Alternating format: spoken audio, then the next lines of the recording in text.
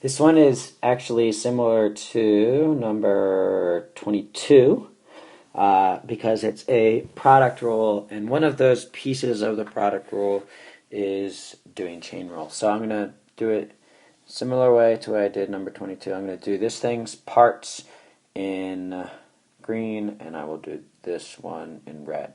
So product rule is derived first times the second. You should first off recognize that it's the product rule because it's this function times this sine function. And it's this function times this sine function, which has a cosine in it. So it's the product rule with a chain rule as part of your product rule. Hopefully that makes sense. So my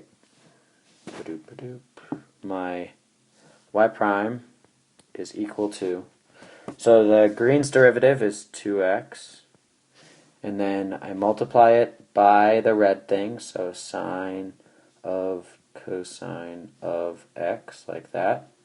And then I do plus, and I do the red's derivative. So the red's derivative, I need to take the derivative of the innards. Cosine's derivative is minus sine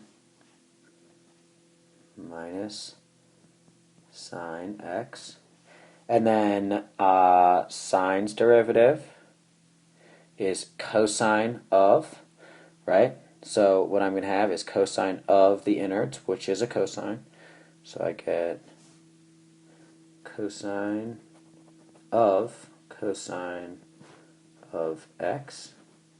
And then I need to multiply that by my green function x squared.